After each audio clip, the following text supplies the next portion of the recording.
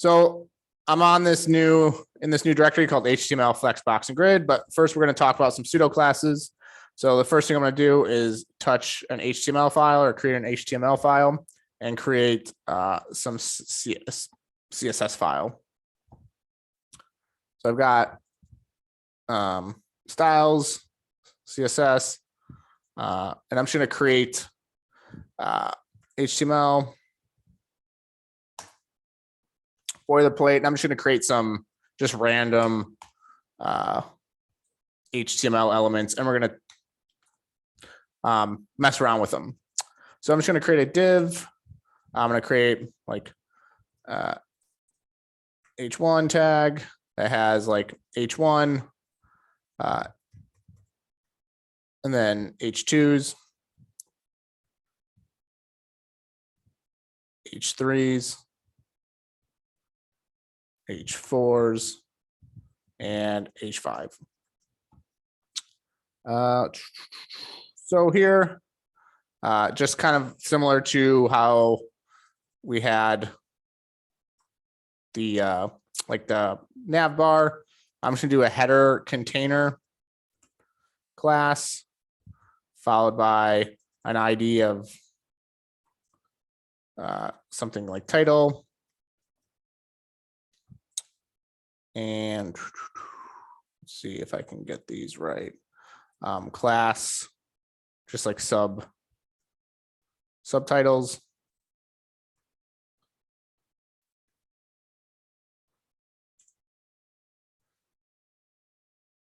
Whoop. Just to give, and that should be open index.html. And there we go. We've got H1s. I'm gonna zoom in. All right. So let's talk about classes, or I'm sorry, some pseudo classes. I'm going to import my styles.css. And in here, I'm going to target the header container. And there's so you can see like this dot or double colon after, before, content, queue, or I can do active. So I'm just going to look at pseudo classes active, see what that is. So here we go, Mozilla Developer Network. This is a good one of all the different pseudo classes. So :DRL, lang, visited, that's a popular one. Target, scope, active. So matches when an item is being activated by the user, for example, clicked on. So when you're interacting with this H1 tag, if I literally click on this div, like if I open up elements and I like click on anywhere within this thing, I can do something with it. So I can apply specific styling to it when it's actually active. So I'm going to do a border of 4 pixels, solid, and turquoise. So if I refresh this, and now I click on this div. Oh, it's not working. Why isn't it working? Did I spell something wrong? Let's see. I think you spelled styles. Double colons. You put a single colon, it should be double. Styles. On line 1 in CSS should be double colon, right? Right here? No, that should be a single colon. So for most pseudo classes, it's single, but there are some double ones. But if you look at right here, it's a single colon. I think if you go down, like the befores, those are double colons. So here, as you can kind of see, I click anywhere. Oh, because it's applying to the entire header container. So it's applying a border around that entire container. So when I click anywhere within this header container div, it adds a border to it. Some other ones. So like if I want to do target the title, every time I hover over it, I can like change the background color to orange. And maybe I want to change the cursor. So instead of having it be a arrow like this is, I can make it a grab. And you can be like, well, what the hell? Different types of cursors. So CSS Cursor Styles. Come on. So developer network, W3 schools, CSS tricks is a good one. I'll probably go to CSS tricks, but you can see all the different cursor styles. You can make it a crosshair, grabbing. So let's actually see what that looks like when I hover over the title. So if I hover over that title, you can see how it changes the cursor to like a grab, like a hand, and it also changes the background color. And if I wanted to change the active part, title.active, I can change the cursor to grabbing. So if I come over a title and then when I click on it, notice how it's like the hand is grabbing it.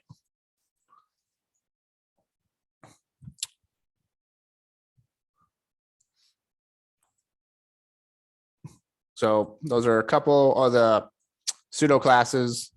What else is there? So you can look at some more. So link visited, that's something. So if I create a link or an A tag, href, class, I'll just call it a link and say this is a link. And let's see, like click on that and it goes to here. Now, instead of it being purple or blue, now it's that purple color. So I can even change the link visited.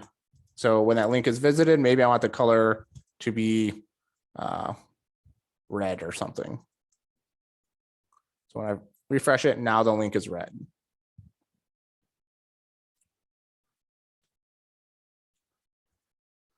So here are some other pseudo classes. So hover, active, visited, and there are more, but those are the main ones. So we went over hover, pause, enabled, but just know that these are pseudo classes exist, and you can style things depending on when you are clicking on something. For example, let's see if I can do this from memory. I'm going to create a div, click me. Oh. I'm going to call it a class. I'll just call it action, some action. And I'm going to do dot action. Let's see how I want to do this. With, I'll do border actually first, border, 2 pixels, solid blue. I just want to see what this looks like. All right, that's too wide. I'll do a width of 50 pixels and a height of 30 pixels. All right, maybe make that a little bit wider. Make it 100 pixels.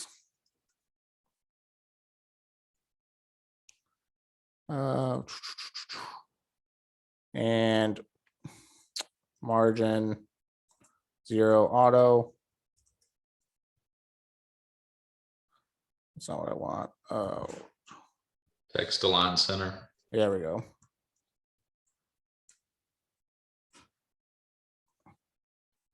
Center. There we go. Yeah, that works.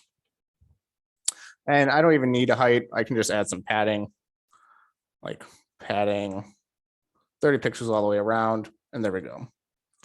I'll actually do, what did I do? Margin, auto, just because I want it in the center of the screen, just so it's easier to look at.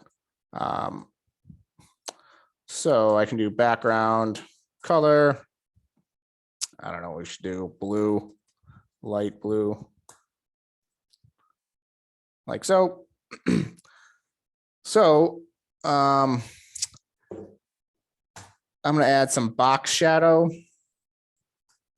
What is it? 2 pixels, 4 pixels, 4 pixels. I just want to see what that looks like. Cool. Let's do 8 pixels. That's too much. 2 pixels.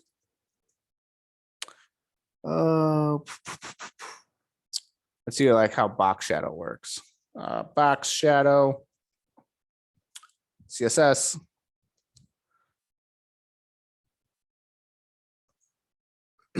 So W3 schools. I should have done CSS tricks. So box shadow, we also have a color. Light blue. Just want to see what that looks like.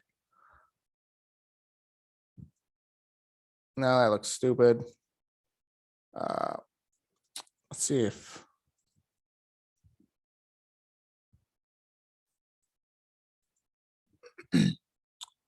So let's see. I'm just going to do a demo.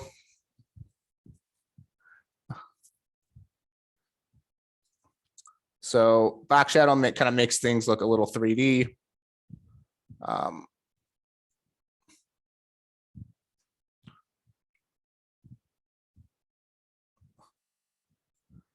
do 8 pixels.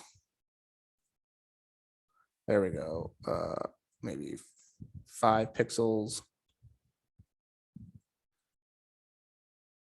That's a little bit better.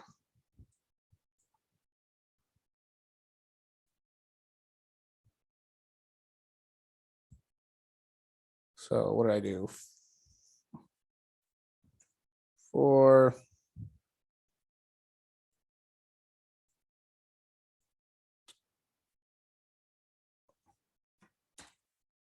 Just want to see what.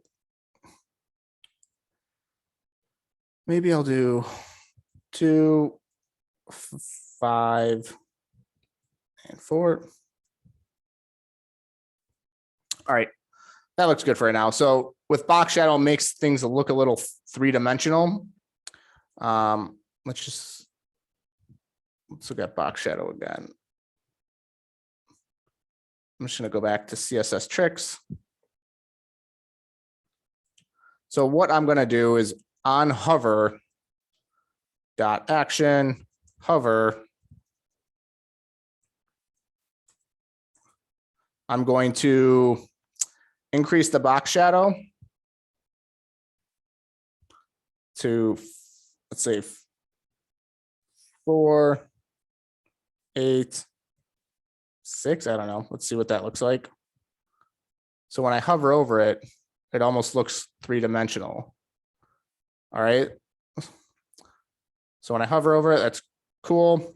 Does anybody know how to slowly transition something so it's not just immediately?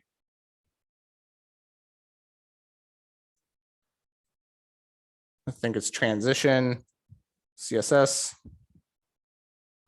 Is that right? Let's do CSS tricks. Transition. So we can actually transition something. So transition, the box shadow, how long you want it to take to transition to the new value and how you want it to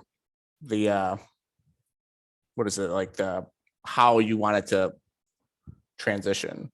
So here we can do transition. We're going to do the box shadow. I think it actually goes up here. We're going to do it I think it's 1 second.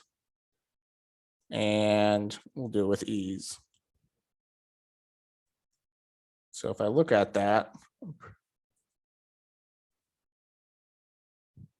see, now it's kind of cool because it's slowly transitioning. It almost looks like it's slowly raising, even though it's not raising at all. You can do like 0.8 seconds. There we go. And now I can do like hover, cursor,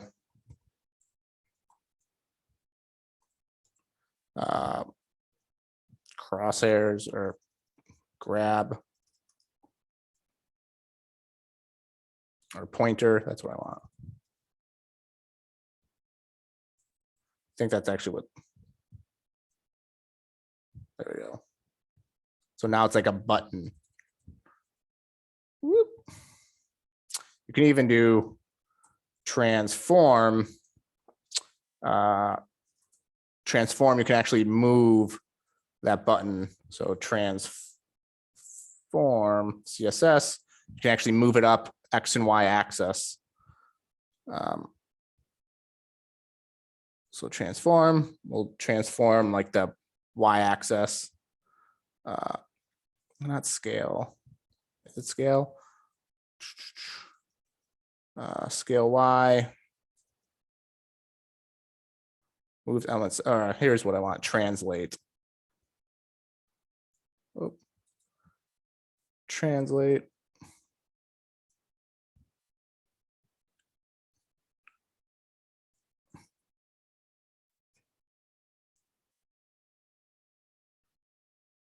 Instead of, I want to translate like 3 pixels, 0. See how this looks. I'm kind of guessing at this point. Oh, don't like that. So instead of transition the box shadow, wait, did it move sideways? Yeah, I don't want it to move sideways. I want it to move. I think it's just translate Y. You're going up. Yeah, it's Yeah, Y. translate Y, just the value.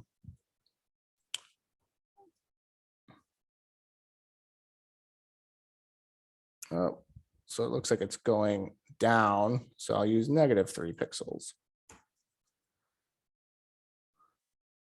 But now, like, it translates, moves up 3 pixels immediately, but the box shadow slowly goes. But I want it all to transition. So instead of just targeting the box shadow, I can target everything in here and it'll slowly. So now it actually kind of looks like it's raising up. It is raising up and the shadow is getting bigger. And then I can also do dot action active when I actually click on it. I can literally just box shadow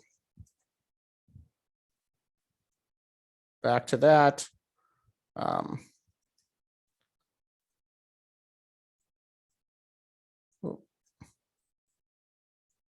And then translate or transform. I think it's like 0.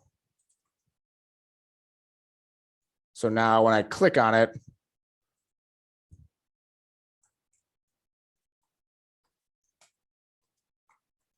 grabbing. So now when I click on it, it kind of goes back down, like I'm actually pressing a button. Just random things you can do is from like a design standpoint to make things cool looking, I guess. Any questions on utilizing pseudo classes to kind of change the design of how you interact with things. Nay, nay. All right. All right. Let's quickly go through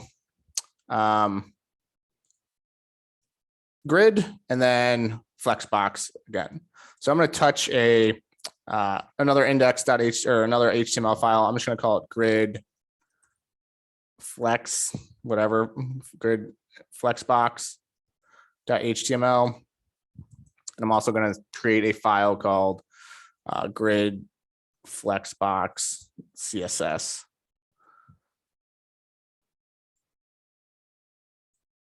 All right.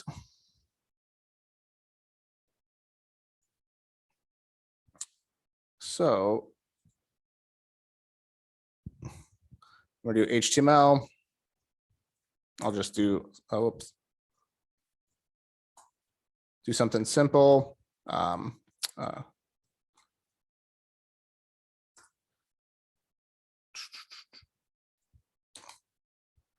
right. So here I'm going to create two main divs, and one of them is going to be the grid div, and one's going to be the Flexbox grid, or the Flexbox div. So I'm going to create a div. Whoop. Come down here, and this one's going to be. I'll actually just. All right. So I shouldn't have deleted it. Or is it in here? Let's see if I can use this one. Yeah, I'll just use this.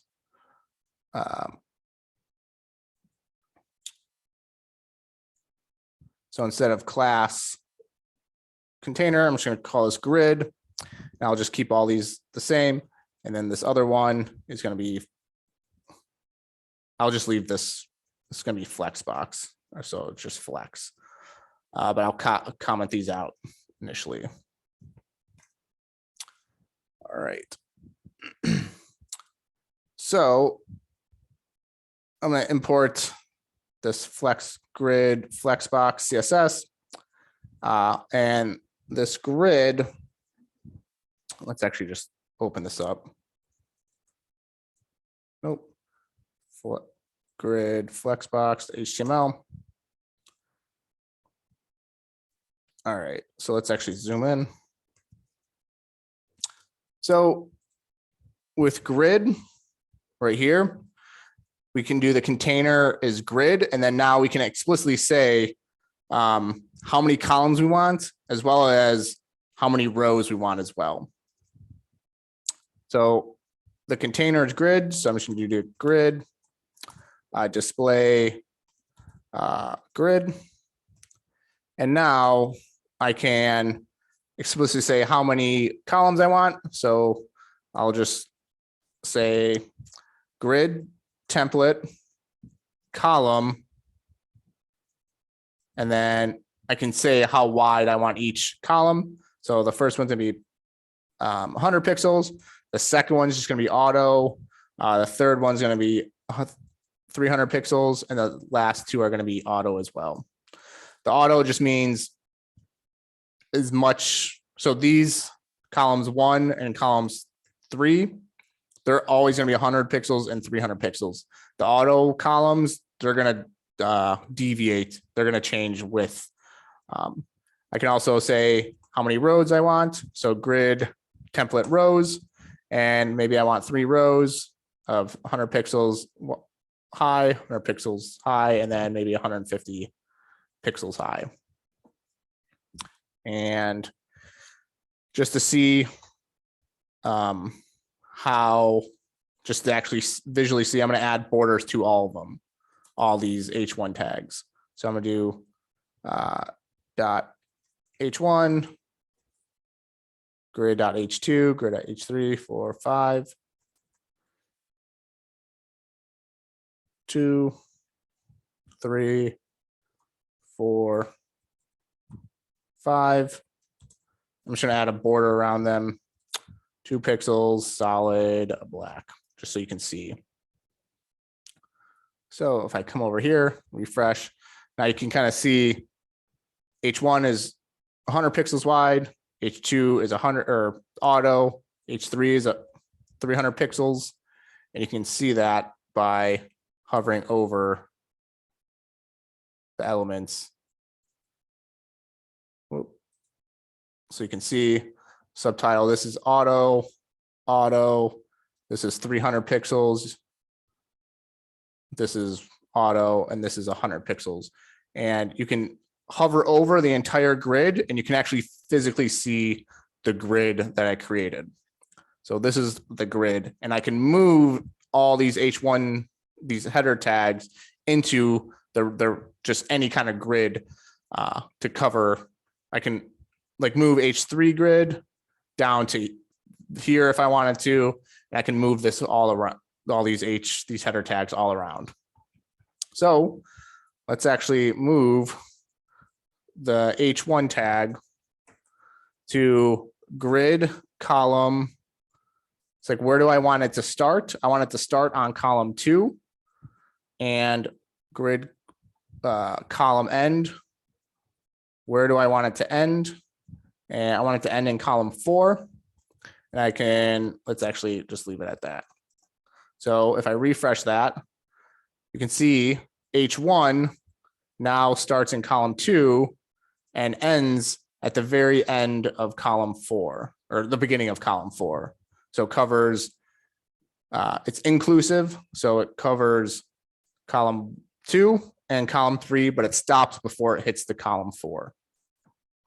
And in here, you can do justify self to be center, and it'll center it within the grid, like there. It's centered right there. So if I can move all these grids around, or all like H2, but notice how it pushes everything down to the next level. So grid column 2, maybe I wanted to move H2 to up here to this side. Let's actually refresh that so you can see. Maybe I wanted to move H2 to this part. So I can say grid column start 1 and grid column end 1 as well. Whoop. Want to move there. Oh, grid row start, sorry.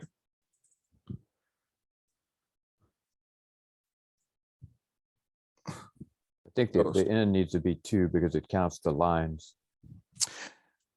Yeah, sorry, I didn't mean to put the column there. I wanted to say what row that I wanted to start at. So it only takes up 1 column width and 1 row height. So if I refresh that, that's what I wanted. Because if I don't explicitly say what column I want to end at, it's just going to only take up 1 column. Same with the row. If I don't explicitly say what row I want it to end at, it's only going to take up 1 row. So let's do dot grid H3.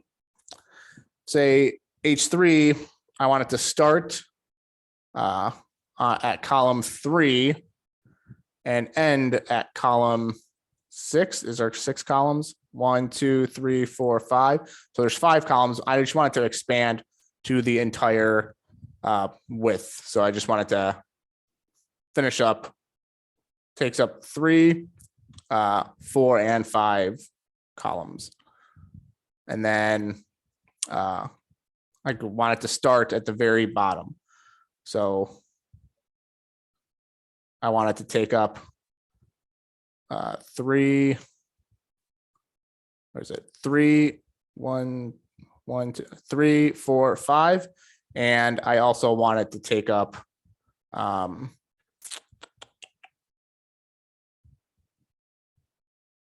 wait a second.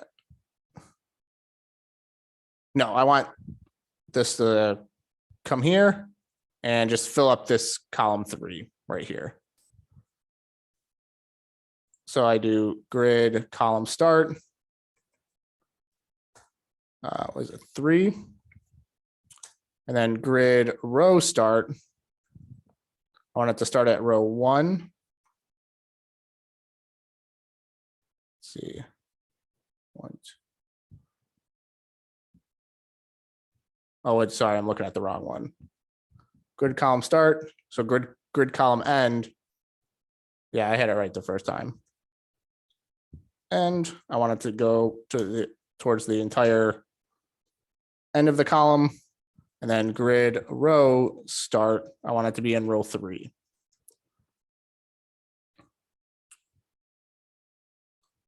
So it takes up columns 3, 4, 5, not including 6 because there isn't a 6th one, and it takes up row 3. You can keep doing grid H4. Say H4, I want, oh, just turned off, the lights just turned off on me. 1 second.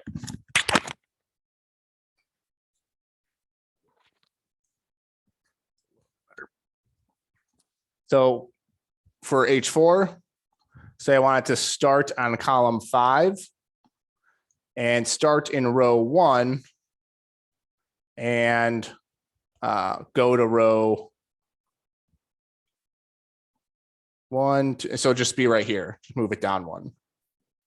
So grid column start row 5 or column 5, grid row start column 1. So is it right here? Let's see. Grid row end. So goes to row 3, but not inclusive of 3. So let's see. So there I moved header 4 to right here. And then lastly, let's do grid 5 or H5. So say I want it to start in the first column, so right here, and end at the end of, so I just want it to fill up the first 2 columns. So I'll end it at 3. Then I want to start it in row 2 and end it at the end of row 3. So I'll need that row end 4. So I want it to fill up this entire box right there. I can do grid column start 1, grid column end 3, grid row start 2, grid row end is 4. So it takes up the 3. So there we go. So that's grid for you. What's nice about grid is that you can explicitly move things around the page that you in the specific area you want. Any questions on grid? If you wanted to just make a grid on your whole web page, instead of doing divs, could you just put that in the body tag, the whole grid template, where it would divide up the whole page? I'm sure you can do that. Yeah, you can definitely do that. That would take kind of a while depending on how complex your web page is. But yeah,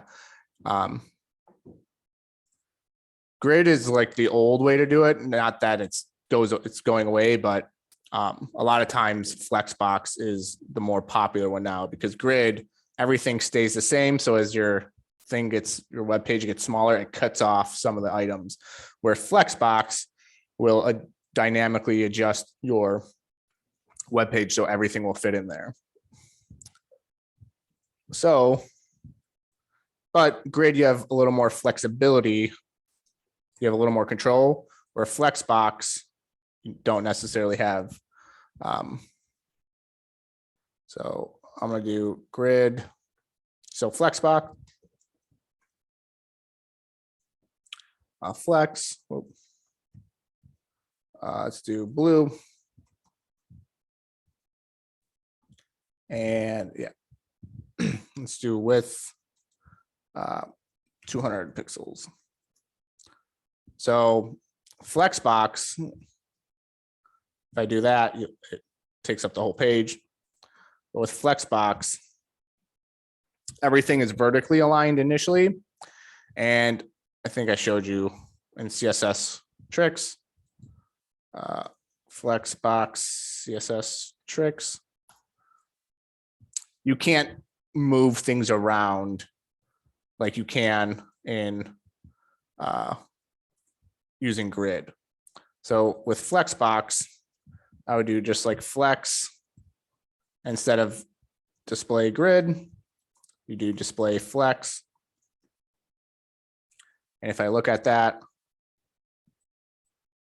like that, so it makes things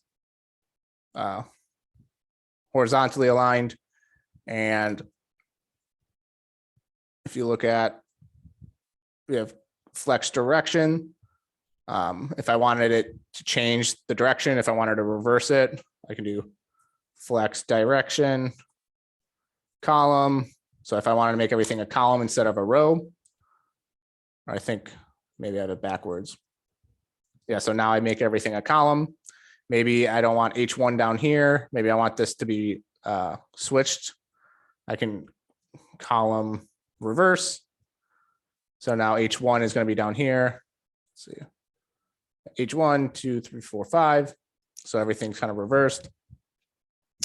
I can also do flex or justify content. If you read through here, flex flow, justify content. Maybe I want everything from this to the start, maybe centered, space between, space around, space evenly. So I can do space between. Maybe I'll make this 10 pixels. There we go. So everything's spaced between evenly to the very end. If I wanted to space evenly starting from the end, so from the space evenly, it's going to be like H1 and H5s are going to move in a little bit towards the center, like so. So everything's spaced evenly apart. You can also center it, flex end, flex start. So if I want everything to be towards the end, I could do flex end and everything's going to move to the right-hand side like so. If I did, let's do space between.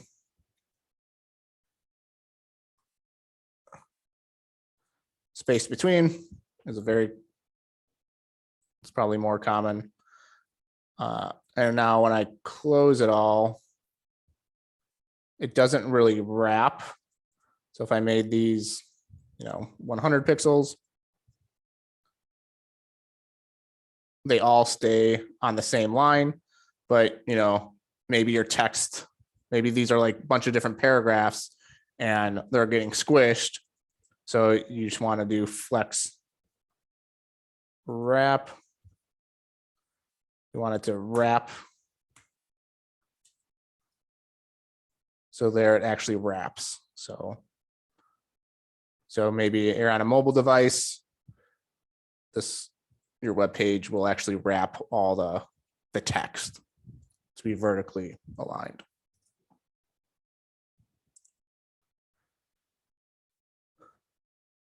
And then you can read through more about align items. That's how you can align item center. At the very top, bottom, you can stretch those divs. Align content. I never really use gap, row, anything like that. That makes it almost look like a grid. But yeah.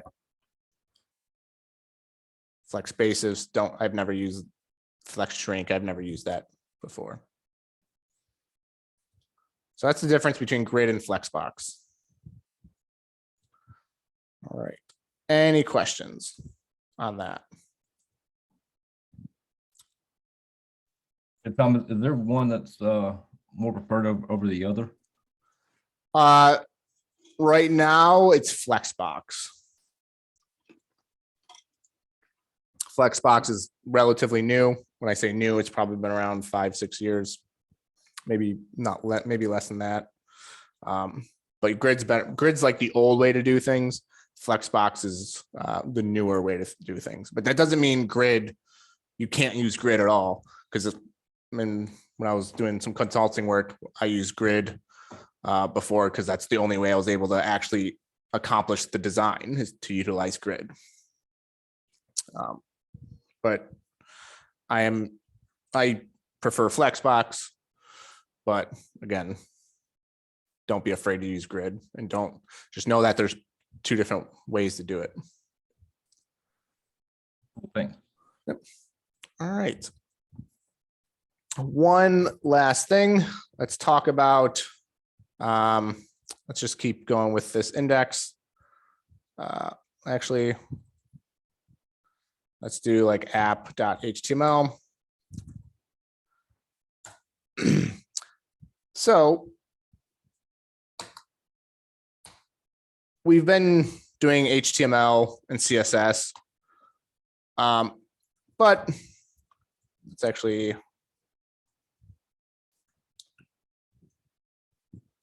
I'm just going to create a button that says click me.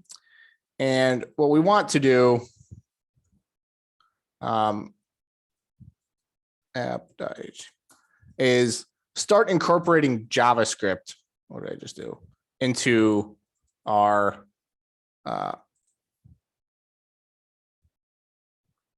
HTML.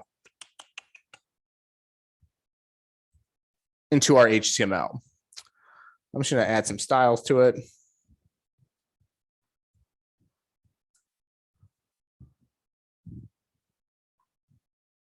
Very bottom.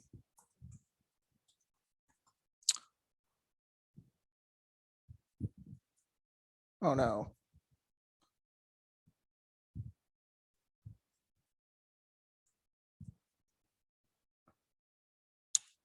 Oh. Why didn't it work?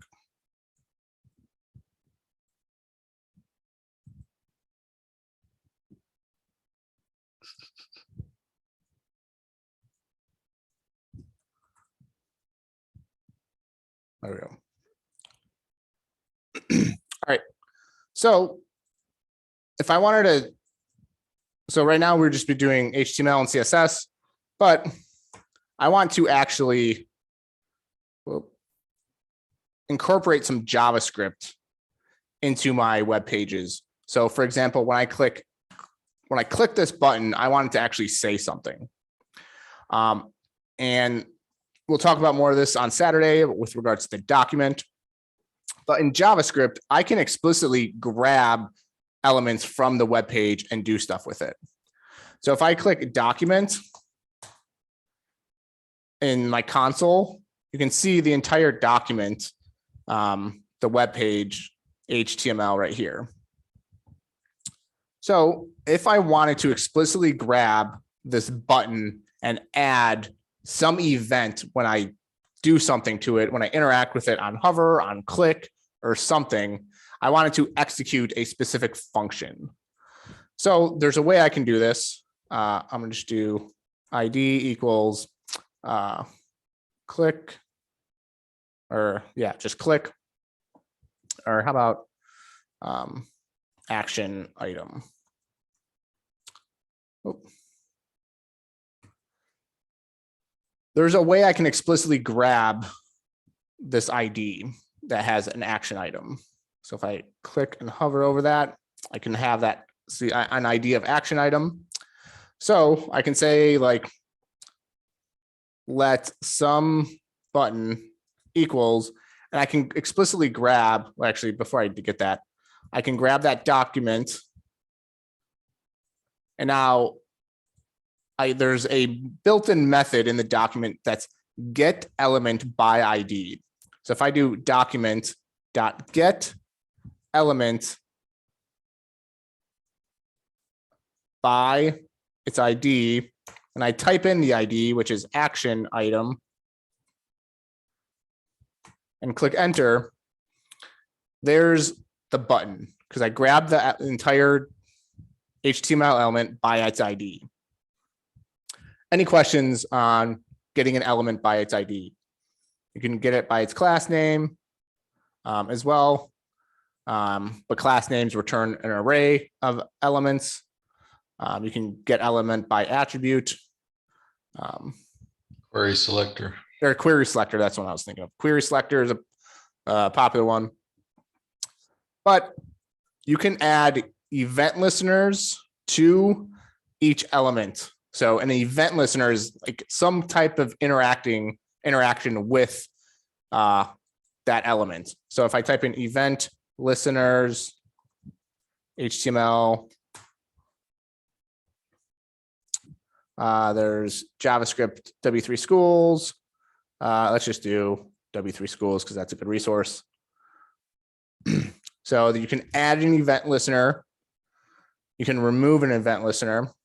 So your element, so the syntax is your element, such as that button. You can add an event listener. What type of event? It can be a click, it can be a hover, it can be a double click. And then what function do you want to execute when that event occurs on that element? So for example, here you have an element, so such as that button. I can add an event listener called click, and I can execute a specific function. So if I were to do that, just in the console, I'm going to type in let me just clear this first. So first, I'm going to create a function that just alerts. So let alert function equals alert. This is an alert, or I'll just say you clicked me. So if I want to execute this function, I can just say alert function and then execute it. And I get this alert that shows up. But now I can grab that button that I can grab this element by document.getElement by ID, and I'm going to assign that element to a variable. So I'm going to say let button element equals document.getElement by ID element by ID, and I'm going to call it action item, I believe that ID is. And if I click that and I click button element, there I assign this element to a variable called button element. Now I can do button element dot add event listener, and I can say when I click that, execute the alert function. So I just added that event listener by doing that. So now when I click that, I get that alert function to execute. There's another way something else we can do. We can, if I just refresh this whole page, now nothing, I just refreshed it. So I can do let button element, or I can literally just add an on-click event handler by doing document.getElement by ID, action item, doing on click, I think it's on click equals, and execute what function do I want to, or what instructions do I want to do. So I can alert, you clicked me. So this doing the dot on click is explicitly adding an on click event handler. So if I run that and then I click that, I added an on click event handler that way too. So instead of explicitly doing an event with, or what is it? Event listener. Yeah, add event listener. Like I did the first time, I can explicitly just add an on click event listener. I can also do an on hover. So let's see what happens. So if I wanted to do let's do refresh. Let's go back to that first one. So I can do let button element equals document dot get element by ID. Action item. And then I can do button element dot add event listener. I can do hover. And then I can execute a function in here. Alert. You hovered over me. And then I can add, what did I miss? Oh. So let's go up. There we go. And I can also do the same thing, but instead of adding a hover, I can add a click. Then you clicked me. So I had, did the same thing.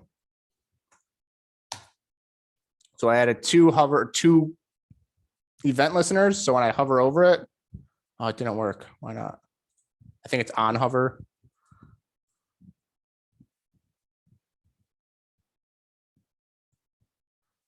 Does anybody know?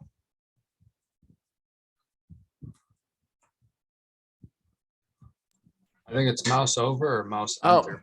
that's what it is. Mouse enter, event listener. I think it's mouse enter. I think you're right. Should be mouse over. Ah, dang it. Well, enter will trigger it, but over, if it were something that were on off, it would trigger it back and forth. So is it mouse? But for an alert, either will work. All right, let's try that again. So mouse enter. So when I hovered over it, mouse entered, it alerted it. And then if I also click it, so it won't even click because right when I hover over it, if I press enter, I can tab over, dang it. So I'll never be able to mouse enter. Yeah, so I won't even be able to click it because once I hit that, it does that alert. Anyway, but yeah, you can add multiple event listeners to your web page as well. And you can change text. You can do document, update the text as well. But know that your add event listeners exist and you can do a bunch of stuff with that. All right.